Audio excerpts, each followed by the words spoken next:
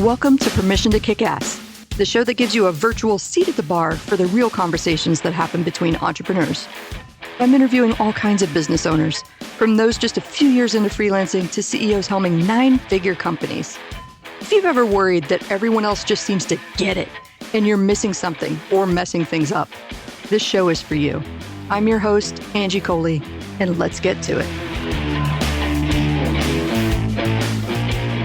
Hey, and welcome back to Permission to Kick Ass. With me today is my friend, Bob Beverley. Say hi, Bob. Hello, how are you? I'm doing good. We're here. Everybody who is watching the video sees that I'm in a hotel background. So sorry for the echoey stuff, but we're, podcast recording stops for no human, right? We got to get this done. Yeah, look at my space. I'm in my office, but you told me to build a studio with pillows. So You can see the pillow over my left shoulder. I'm not good at building things. Handy dandy trick for people. Like, I didn't have a chance to do it today because I was running a little bit behind, but that's how I reduce echoing in spaces. Like when I'm normally traveling, doing my digital nomad thing, put a couple of chairs behind me with pillows to just kind of help with the amplification. Got like my little sound cage right here and doing what I can. But hey, podcasting on the road, this is how we do. Love that you're here. It's all good. So tell us a little bit about your business, Bob.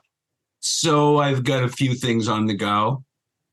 Mainly, I'm a psychotherapist, a down and dirty psychotherapist. I've heard it all. If you happen to be my new client, I say to you, I'm sure you're embarrassed and ashamed to be here because therapy gets a bad rap for being about pathology and really being crazy when we're all crazy. It's just to what degree. And therapy is really about sharpening your life. So it's a shame that's the deal about therapy. But down and dirty means I've heard it all. So if you come to my office and I haven't heard something that's exactly like what you're afraid of, only I've heard 10 times worse, I'll give you the first session for free. And nobody's ever got a session for free. That's a big, bold promise. Come in my office and see if I haven't already heard it. Absolutely. So anyway, I've been a psychotherapist for 35 years. I was trained at the best school in the world, in my opinion. We had to go to 7 therapists a week for 4 years, and as well as academic training. And if you ever go to therapy, the first question to ask the therapist is, have they been to therapy? If they haven't, and you're already there, stay for the hour, but don't go back. Because it's so unfair that if the therapist hasn't sat in the patient's chair, you have no idea how scary it is. So at any rate, I've been doing it for 35 years. Before that, I was a minister. Now, to me, the Christian world right now is so nutty, I dare hardly mention I'm a Christian, let alone that I used to be a minister. But it is amazing to be a minister. It's way more interesting than people know. Taught me a lot about people, had amazing stories. One of them, I think I told you the first night you and I talked, I had these real troubled couple parishioners, and they were fighting over a ramshackle house. And the woman got her brothers to come beat the guy up. So she came down and asked me to go rescue him because he was bleeding, apparently. I go in to meet him. He comes at me with a baseball bat. Thankfully, he recognized me. And then I said, Bert, sit down. Let's talk. While I'm on the couch talking to him, I hear a voice that says, this is Sergeant McCord of the Dutchess County Sheriff. We have our guns drawn. Come out with your hands up. And I said, I'm Reverend Bob Beverley. One day this will make a good story on Angie's podcast. No, I didn't say that. I said, I'm Reverend Bob Beverley. They said, we don't care who you are. Come out with your hands up. We have our guns drawn. So I go out the back door, my hands up, and there's a state trooper and a Dutchess County Sheriff. Bert had called in while the woman came to get me at my office. He had called in and said he was being murdered. So they were responding to a murder scene. So anyway, being a minister is much more wild than people know. And the point here is, I guess, that none of us know who we're really dealing with. And we have to stereotype people in order to think. But, if you get to know people, almost everybody's fascinating. Everybody's life is worth a novel. So anyway, along the way, I started writing books. My first book was called How to Be a Christian and Still Be Sane. I've written 10 other books, all self-published, but I have an editor whose IQ was 158 when she was 9. So my books are really pretty, very well edited. They're very well put together. And David Allen of Getting Things Done, he wrote a preface for one of them called Emotional Elegance. But when I started writing, I was so terrified that no one would read it that I started reading the direct marketers. And this is where I'm truly sick. And if anybody's, jealous of my accomplishments, here's my sickness. I'll bet you I have more marketing books and copywriting courses than any copywriter in the world. And I hate writing sales copy. My view is my book's good. Here's my 3-word sales text. Just buy it. So at any rate, I just have spent thousands on like unopened course material. I should start a contest. Can anybody beat me? Right? Mm-hmm. Anyway, what I figured out eventually is, I'll stop talking in a second. Why am I doing all this? And I realized along the way that buying all these courses was like a drug for me. I've never had enough money, who has, but I have a bone disease that's cost me a fortune. I've broken like 26 bones, had 3 open heart surgeries, I've ruptured 3 Achilles tendons. I've never had enough money, and I wanted to make money. And what buying a new course meant was there's hope for me. Mm-hmm. I'm going to get this course and I'm going to make my life better. Now, often I didn't even open the drug, but that's so I have learned marketing by reading Dan Kennedy, Laura Belgray, Angie Coley, Jeff Walker, on and on and on. Okay. So I know how to market myself. But I really have not become a copywriter. So at any rate, I got basically 3 things going on: marketing, psychotherapy. And if you want me to perform your wedding in Key West, I will. The other thing I would say is I've spoken at conferences. I've actually spoken at Kevin Hogan's boot camp in Vegas a few times. Mm-hmm. So I'm, a fairly good speaker. And that's why I'm talking fast, because apparently if you talk fast, people think you're more intelligent and a better speaker. Anyway, that's a bit about me. That was quite the intro. I definitely I wrote down a couple of questions. There was one thing that I wanted to touch on. First of all, how did I not know about the minister bit? I feel like in all of the talks that we have done, because we've worked together for a little bit, that I should have known about the minister bit, but I find that fascinating. What got you to transition out of ministry into psychotherapy, or was that more of like a long-term evolution? Wasn't a long-term evolution. After 7 years, I was burned out being a minister. I went to an amazing 10-day conference led by Roy Oswald of the Alban Institute, the best clergy consulting group in the world at the time. And the conference was great. He was amazing. But at the end of the conference, everybody said, if you want to change your life, really change your life, go to therapy. So when I came back to my area, I found, I think, the best therapist in the world and saw him for 7 years. And after a year, I realized this is what I really wanted to do, help people at a very deep level. Because unfortunately, and for good reason, people view ministers as judgmental, though 46% of the time when they're in mental trouble, they go to a minister first. I'm sure that's not the same now, but back then it was. But, ministers are viewed as judgmental, and it's a shame because a lot of them aren't. So I just realized I really wanted to be a therapist. So I ended up doing a mid-career shift. I didn't lose my faith, nor did I stop preaching, but I ended up with a smaller parish for 15 years. That's fascinating. And so you said mid-career shift. About what point in your life did you go back to school for psychotherapy? 34. 34. Oh, that's fantastic.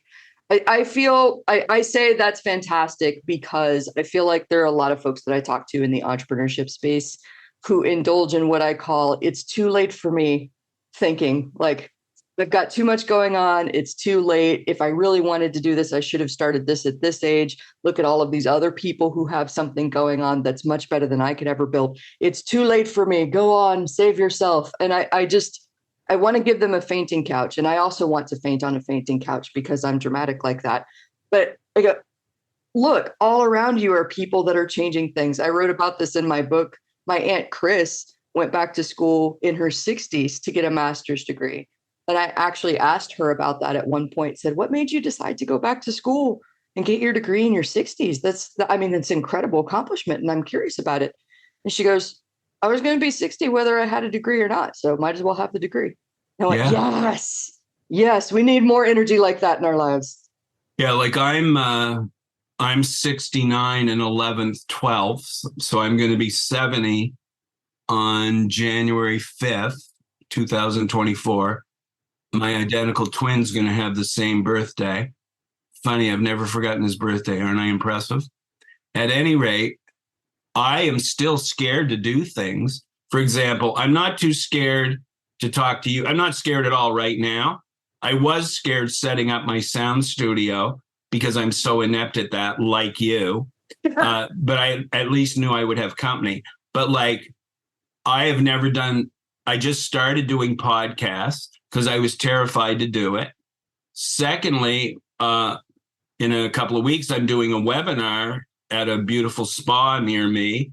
And it's called Shortcuts to Sanity and How to Live a Life of Confidence, Peace, Meaning, and so on, or Emotional Elegance. But I am scared to do it. And the reason I'm doing it is I want my clients to know that at 70, you can still change things and make life better and do scary things. Amen. Now none of my clients think I'm scared. I'll tell them, but they don't project onto me that I'm still scared of things, even though, I've done a lot of speaking in my life. Still scary to do new things. About 5 years ago, I moved into a new office that was I have an office in a church. They offer me for 30 years free space so my fees could be reasonable. They viewed it as a service to the community, but a bigger room opened up and I decided to go for it because I always had the fantasy of having all my books in one place. Mm-hmm. So I started building this with the help of people who know how to pound a nail. And I was telling my best friend, like, I don't know why I want to do it, but I want to do it. But, is it pointless? I'm 65, 5 years, I'll be 70. Maybe I knew I was going to talk to you one day and I had to up my act. But at any rate, knew Angie was coming along. My friend said this amazing quote. He said, it doesn't matter why you do it. You have to do it. Mm-hmm. And I said, why? And he said, because change is the guardian of hope. Oh, that's fascinating. I like that one. Isn't that?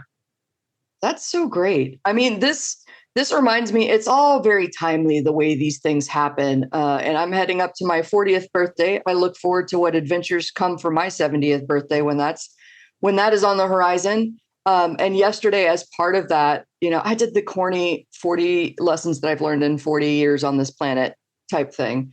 And I posted yesterday a little story about confidence comes first, or confidence doesn't come first. It's courage and commitment. And I told people it's really interesting to me to just kind of observe, especially when somebody says, oh my gosh, Angie, you're so confident. Oh my gosh, I admire your confidence. And I'm like, if you were in here and you had to hear the chatter going on in my head every time I have to try something new. My first podcast was a very similar experience with my friend, Kevin Rogers, and everything went wrong. Like my setup wasn't working. We couldn't figure out the audio. We had to try a couple of different things. You and I had that experience trying to get on the Zoom call. Like the tech just wasn't working, and that can be a super frustrating experience. But to like be on with somebody that goes, okay, I get this. let's bring this energy down. Let's figure out what we can do to put on a good show. I told people in this, I posted it on LinkedIn if you want to find it. And it's a graphic that says confidence doesn't come first, courage and commitment do. And I told people, it's funny to me that people think that they're attracted to my confidence because I don't feel confident most of the time, but I do feel committed to the choices that I've made. And I do feel courageous in pursuing those things because I think about the mission every time I get scared, the mission that I'm on to help entrepreneurs, to help people step out and be brave and do things that they don't think that they can do. And that matters more to me than staying safe and going, well, this is my comfort zone and I'm going to stay right here in my box. Yeah. Years ago, I don't know who said it, but they said courage is like sitting on a plane. The plane does not get liftoff until it starts down the runway. If it just sits at the end, there's no liftoff. Mm-hmm. I remember a long time ago, well, say probably 12 years ago, when I started trying to put stuff on the internet, I wrote like 3 pages of sale copy for a $5,000 seminar. Mm-hmm. Now, I was scared to do it, terrified. Mm-hmm. Now, the moment I hit send, my confidence just went through the roof because I knew I had the view that my seminar was worth $5,000. Now, did anybody buy it? No. With a lead time of 3 days and a price tag of $5,000. And Kevin Hogan, a very famous persuasion marketer, read my sales copy, said it's not bad, but there's not enough in it for like making it more what's about them. And I just like in a way couldn't be bothered, but oh well. But you know, I got the confidence as soon as I hit send. It sounds like you learned one of those things too. Like this is important to me too, because I feel like there are a lot of people that self-judge before they put things out there. They're so scared of how it's going to be received. But if I could kind of read between the lines and unpack what you said a little bit, it sounds like you got a lot of learning just from putting it out there. It wasn't just the confidence, but like, oh, here's what I could have done differently. Here's what I'll change for the next time I try this. And that stuff, exactly like you said, that liftoff doesn't happen without moving down the runway. Maybe you have to move down the runway a little bit longer sometimes. Maybe you take off right away, but you got to get moving. I love that. Yeah. And if we enjoy the journey a little more, we're less afraid.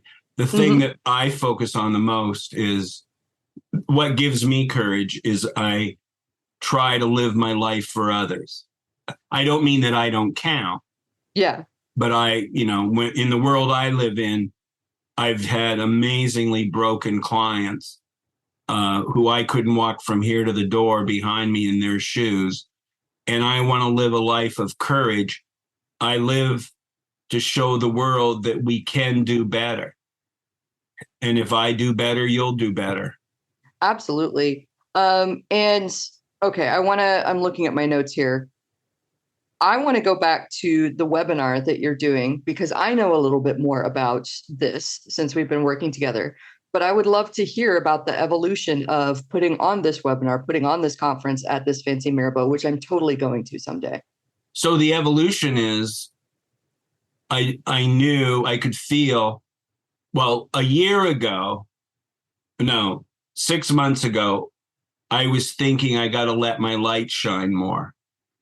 And what happened was I hired a business coach named Austin Church, who I think you've connected with, who's from Knoxville, Tennessee. And we talked about how am I going to let my light shine more? And I fantasized about like doing a webinar, a seminar at a beautiful resort, which I have done before, but never one where I invited people to come and record it. So I have an evergreen thing that all your viewers can buy thousands of copies in the night while I'm sleeping. And I promise I'll sleep more peacefully.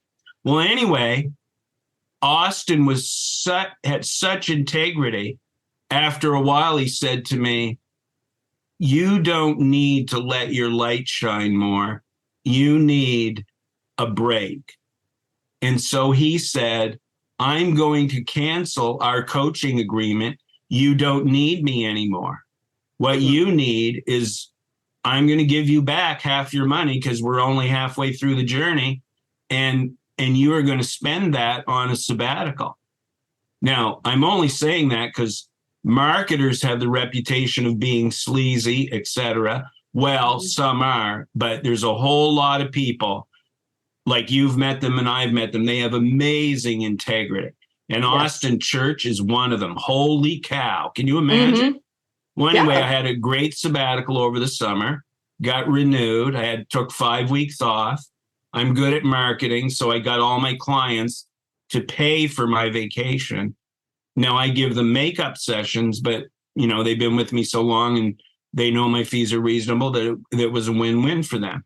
So anyway, after that, I realized I've got the energy to do the webinar. Now I kept putting it off because I'm still scared, but it's fall where I live and I wanted to do something before winter sets in. So I had that looming deadline. I'm going to be 70 in January. I got that looming deadline. That's all I got promised, apparently. So, but I just felt the life that came from energy. And by the way, it isn't just, it is what you said. It's commitment, it's courage. But the biggest factor I believe in life is energy. What's the great quote by Emerson? Energy is eternal delight. Oh, I like that one. So like when I've said this in my writing, if I'm alone, Lord have mercy on me. If I'm alone and tired, I'm a danger to myself. When I'm with people, I'm almost never in trouble. But tiredness is the biggest factor, I believe, in mental health. Like overwhelmed, overwhelmed and tired. That's what everybody comes into my office. Now, they don't know that underneath it, there's like borderline personality disorder, narcissism, and all the big words that can make me money. But everybody that comes in, especially parents, is just overwhelmed and tired. And so energy is a really huge factor in being an entrepreneur. And our minds, I can use fancy words. I'm the world's #1 expert, not only at buying more marketing than Kevin Rogers has, but I have such a grandiose mind, not arrogant, but I have on the computer where I'm talking now, I'm embarrassed to say it, 86,000 emails. Now, they're not from friends. I respond personally to everything, but these are blogs that about living with sharpness and so on. And do I have time to read? Do you know what I do every morning? I open my cell phone, go on AOL on my email. I spend 15 minutes deleting blogs I know I don't have time to read. And then there's, say, 20 great ones left. And I often don't get to them. And what's going on there? Grandiosity. Okay. All the gurus are saying now, they're all saying it. I wish I knew how to turn my phone off. See, part of my techie stuff. All the gurus are saying distraction's what's killing us. But the thing is, we are so in our grandiosity, we don't realize we're a victim right now. And if we don't change it today, we're not going to change it tomorrow. Yeah. Seth Now's Godin, as good a reason great as any. marketing guru. Yeah. Oh yeah, I took his podcasting course. That's how I have a podcast. I love Seth. Oh wow. Yeah. Well, he keeps his cell phone in his glove compartment or trunk. Because he's super smart and sharp. Anyway, I think what makes us sane is limits. But you ain't talking to the sanest person. Now, I'm lucky I have an identical twin, and in most of the ways that I'm screwed up, he's worse. We will not give him a chance to respond. He probably has 300,000 emails on his computer, but he's a professor, so he's a world religion expert. James Beverley, I'll put a plug in for him. He's very, very smart. Did I say I was an identical twin? But at any rate, he makes me look like I'm just lying on the couch doing nothing. Well, this is all fascinating. I want to circle back to looming deadlines because I think that that's super powerful and we often don't give it the credit that it deserves, I think. And I had a mentor once in my early days of copywriting. I always took deadlines very seriously. But I remember one of my very early projects, I gave myself kind of an impossible deadline. And I'm the one that set it with the client.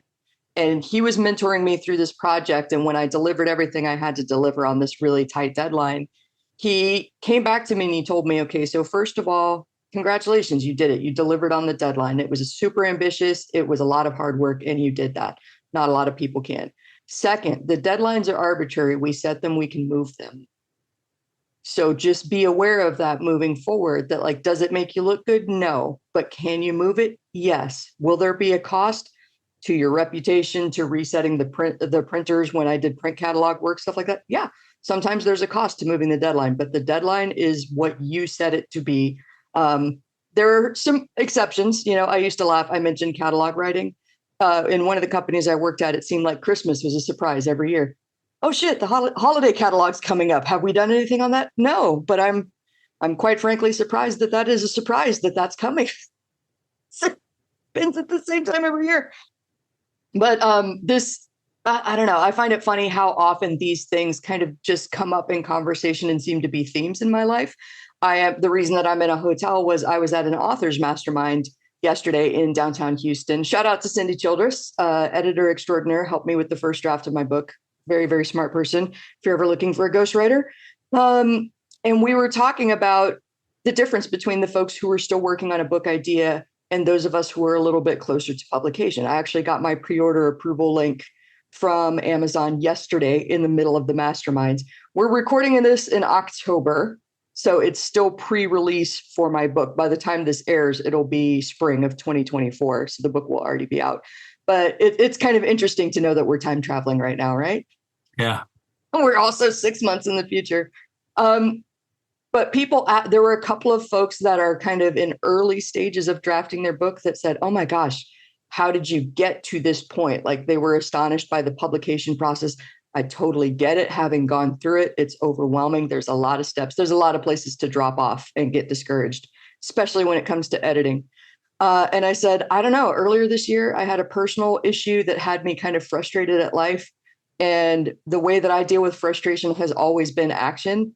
And I know that if I decide to do something kind of in between my ears, I will break promises to myself. But if I make promises out loud in front of other people, because I see myself as a woman of her word, I will not break that promise. I will move heaven and earth to make it happen. And that's what happened. My moment of frustration, I took thee to LinkedIn and I wrote, my 40th birthday is coming up and I'm releasing this fucking book. I gave myself 6 months to get it done after working on it for 4 years. And now, 5 years after the fact, it's coming out. It's actually a thing. So all of that to say, I know that was a bit of a ramble, but like, give yourself deadlines and give yourself people that will hold you accountable to the deadlines and ask you, when is this happening? How are you doing? What's the holdup? How can I support you? I think that's been the biggest surprise about speaking out loud about the thing that I'm scared of, because I'm terrified to put out a book. Anybody who's ever written a book that tells you that they're not scared to put out a book, I don't know what the hell is happening there, but most of us are scared of that because that's a lot of work. That's a lot of heart and soul on that page that you're seeing. Even if it's the driest academic book, people are scared of judgment when they lay their work out there for the world to see and judge. I don't know where I was going with that thought, but yeah, put it out there. Well, you said a couple things. One is our integrity matters, our word matters. Keep your word. Long ago, I read a Harvard study. If I say in my head, I've got to pre-order your book, it's like clear, like to my ceiling here. Mm-hmm. If I say it, but if I just say it in my head with no talk, it's clear to the ceiling. If I say it out loud to myself, it's clear to the roof. If I say it to you, it's clear to the moon. In other words, cognitively, that's how things get through to us. But you also said every now and then we have to change our deadlines. Reminds me of the most boring class I ever had with my best teacher in therapy school. He spent two 2-hour classes on what's called assimilation and accommodation, which is, it doesn't always have to be A, B, C, D. It can be D, C, A, B, and all the variations thereof. Now, I found it really boring, and this guy was brilliant, but those 2 classes I wish I had skipped. But I can tell you this, It's the single most classes that I think about in my career, because people like me at times, we get so rigid, as if, the same man with a gun is going to shoot us, that we don't realize, I could go to bed now, or I can just get one thing done. I don't have to do 12. And it's so hard to be flexible. But what you've discovered is, and this is why it worked for you, the key is you keep moving. Yes. Like, I think if there's a devil, he gets us when we're sitting in a chair doing nothing, or lying in a bed doing nothing.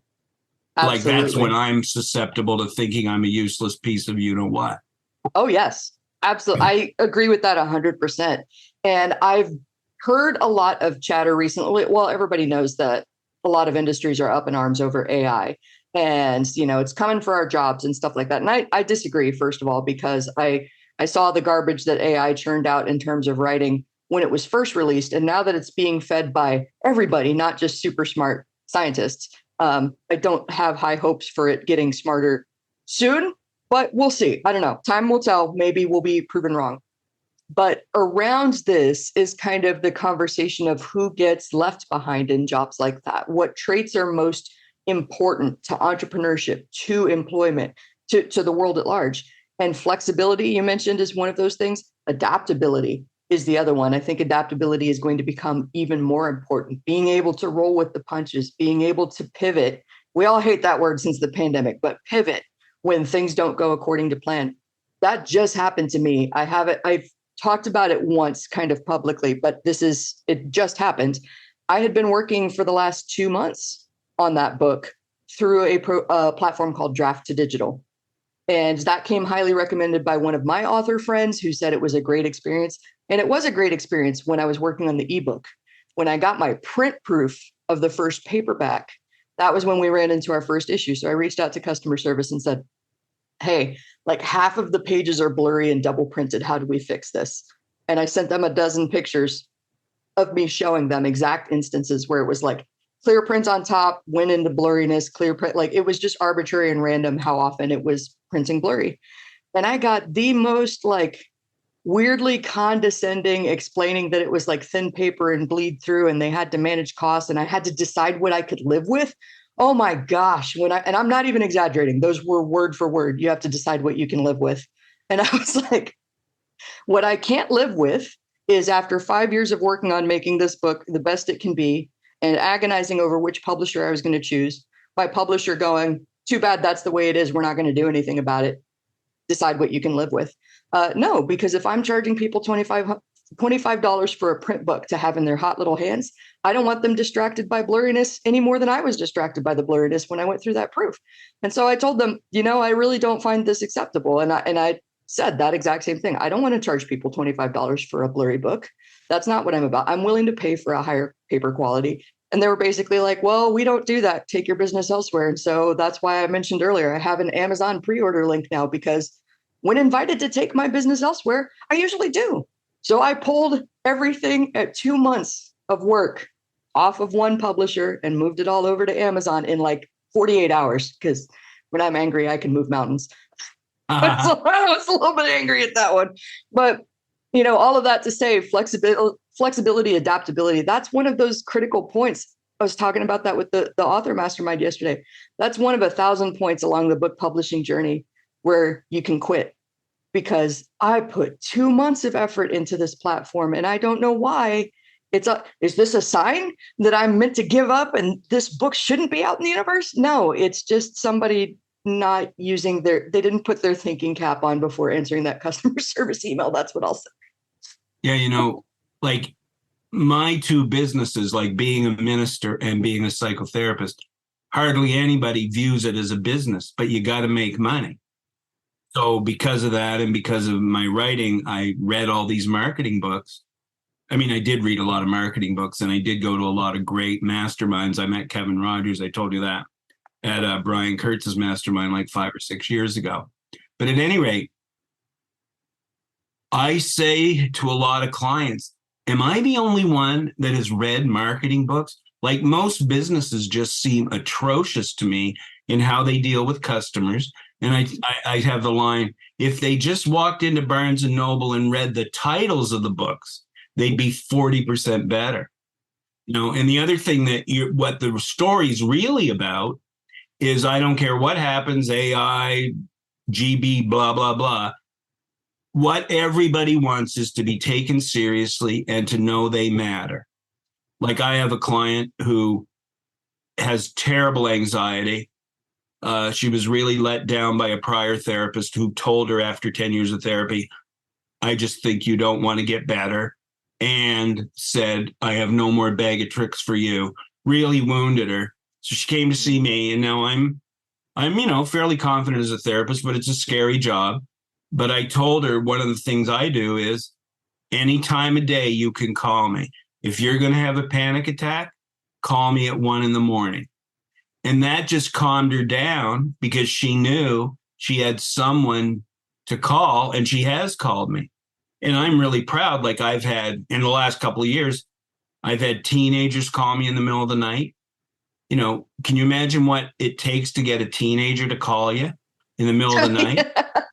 So they've called me when they wanted to end their life. So it's like, my personal, people know as they say in maybe the Bronx, they know I give a fuck. So because I do, people, they want to talk to me. And you're the same. Like, I was scared. Well, I wasn't that scared, but I can't remember how I heard about you, but I loved your Permission to Kick Ass. And I really loved your, what I read about you. And then when I called you, I was scared, because I thought, oh my God, she worked for Jeff Walker. She must have really nice t-shirts. And isn't he known for wearing t-shirts or something? Yeah. All right. So anyway, I thought your t-shirts are better than my t-shirts. And then I thought you would be aggressive. And I didn't think about it. It was just my fear. You're going to be condescending, aggressive, just, like a type 1 male, how they can be. And what did I find? No, what you mean by permission to kick ass is largely kick your own ass and get your light out there. Yes. And meanwhile, people are seeing, if they're on the first time with you here, you're funny, you're human, you're not a type A, arrogant bitch or bastard or whatever word we would use, right? Mm-hmm. So try not to be. Touch is just so beautiful, and like, I know you well enough to know it's real. Some people are real for an hour, and then they don't really care. Yeah. But that's unfortunate. That will never be replaced. That's why, I love doing the Zoom call now, but, I love it more if I do therapy, that people are in my office and I can smell their perfume and they can smell my cologne and see my chest hair. Now you wonder, like, why would he wear a shirt that has chest hair on it? Well, it was deliberate, because when I was 6 years old, Timmy Goodall, who was my play partner friend, he was like a kid my age. He made fun of my early chest hair. So I was ashamed of my chest hair. And then through the years, I realized, shame is really powerful. And I have worked so hard to let my light shine, that I've even got to where I'm with a famous type A, uptight person, and I got chest hair showing. And I bet you the world won't cave in. No. By the way, I did want to say, I know that the biggest thing for entrepreneurs is fear. And I wanted to mention one book that people might not have heard of. I know everybody's heard of Stephen Pressfield, The War of Art. Mm-hmm. Well, don't tell Stephen, but I think there's a book even better that he referred to. It's by Nick Murray, and it's called The Game of Numbers. Now, Nick Murray is probably the top financial investment coach in the world. He's an older man now. The book sells for $45. I've probably made him a yacht, recommending it so much. But unlike added to Stephen Pressfield, he goes into more how do you get over fear. And it's just a magnificent book. I'm not into the stock market.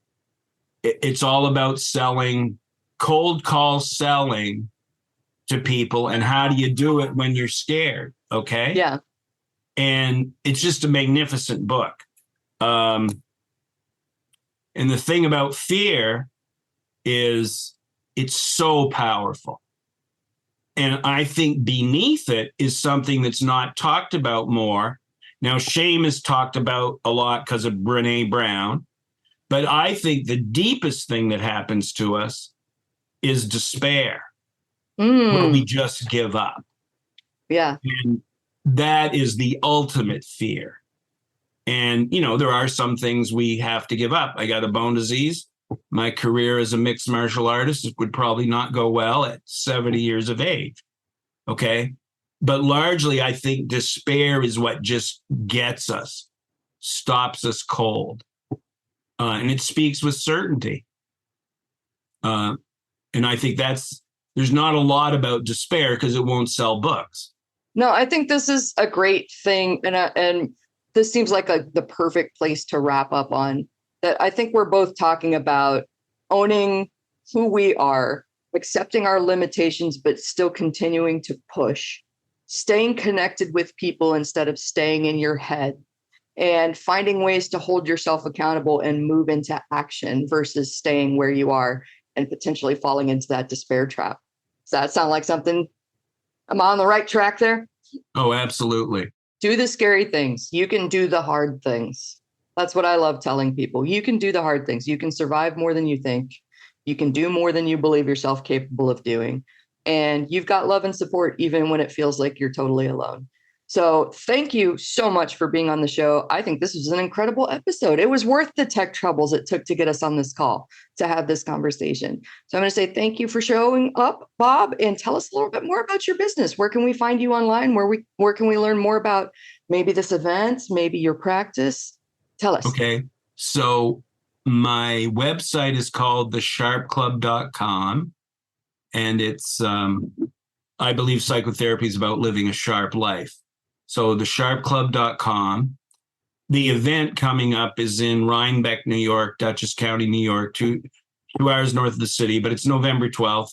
But if you can call me at 845-417-5486, 845-417-5486. Let me know you want in. My email, you can see how old I am here, is bbever1008 at AOL.com. Awesome. What an ostrich or dinosaur I am, I guess. bbever1008 at AOL.com. I know that all your listeners must love you. So on behalf of you, thank you for having me on.